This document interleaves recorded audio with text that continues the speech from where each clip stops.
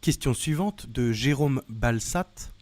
Bonsoir, Monsieur Asselineau. Comment est-ce que vous appliquerez votre programme protectionniste dans le cadre de l'OMC ?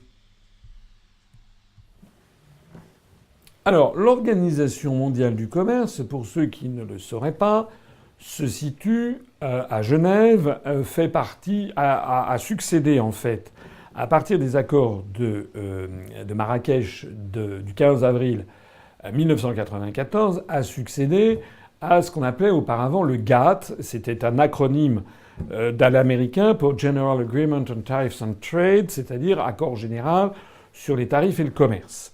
Ce GATT avait été créé en 1947 de mémoire parce que, à la sortie de la Seconde Guerre mondiale, il avait été prévu de créer une organisation internationale du commerce et le projet avait été échoué à cause des Américains puisque Washington avait refusé la charte de la Havane qui normalement devait fixer le fonctionnement de cette organisation internationale du commerce et parce que dans cette charte, il avait été prévu des garde-fous justement pour protéger la souveraineté nationale des États.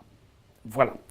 Notamment, un État conservait la possibilité, dans le cadre de l'OIC, conservait la possibilité de veiller à ce que des grands médias ne passent pas, les capitaux de grands médias ne passent pas dans des mains étrangères, si vous voyez ce que je veux dire. Bon.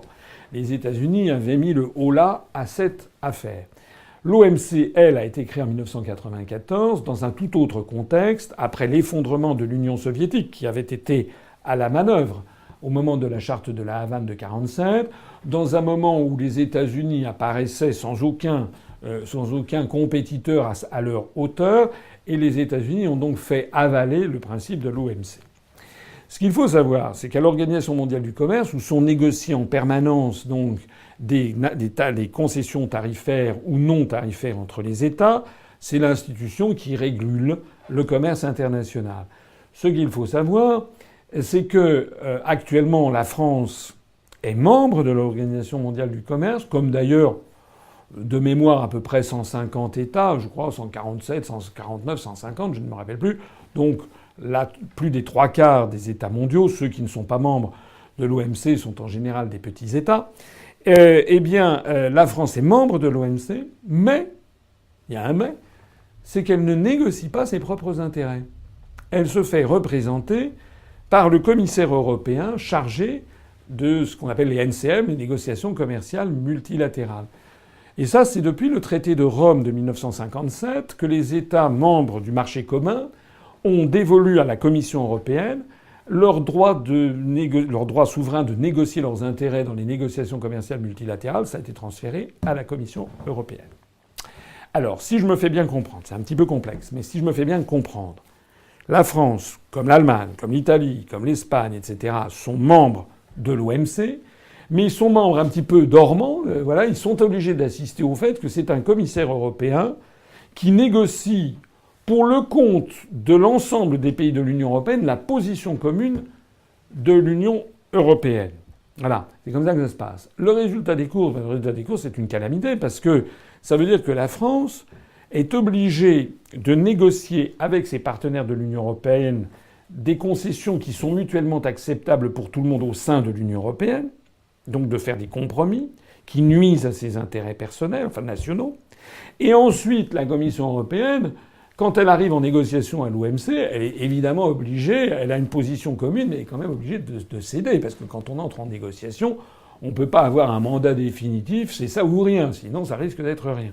Et donc, souvent, pas toujours, mais souvent, le commissaire européen chargé des négociations commerciales multilatérales, est obligé d'aller plus loin dans les concessions. Voilà.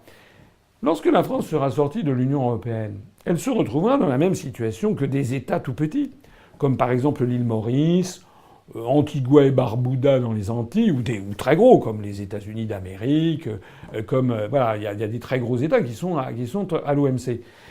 Mais qu'est-ce qui se passera à ce moment-là ? Eh bien, ce qui se passera à ce moment-là, c'est que la France pourra faire alliance avec des États avec lesquels elle aura les mêmes intérêts.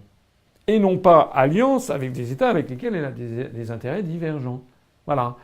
Par exemple, sur le moment des négociations textiles, la France aurait eu beaucoup plus intérêt à faire alliance avec l'Espagne, le Portugal, l'Italie, mais aussi les pays du Maghreb où il y avait une industrie textile naissante, pour faire prévaloir une position commune. Bon, si on entre un petit peu dans les détails, il faut savoir que les votes à l'Organisation mondiale du commerce ne se font pas comme ça à la majorité, et ça procède de ce que les diplomates appellent le consensus, c'est-à-dire que des résolutions sont réputées adoptées si plus personne ne s'oppose. Ça veut donc dire que même un groupe d'États minoritaires peut se battre mordicus pour défendre ses intérêts nationaux s'il fait alliance avec d'autres pays qui ont les mêmes intérêts nationaux. Voilà. Donc la question est une question technique. J'espère avoir fait une réponse satisfaisante, mais un petit peu peut-être technique, un peu trop technique. Mais c'est certainement pas en cédant nos pouvoirs à un commissaire européen qu'on défend au mieux les intérêts nationaux à l'Organisation mondiale du commerce.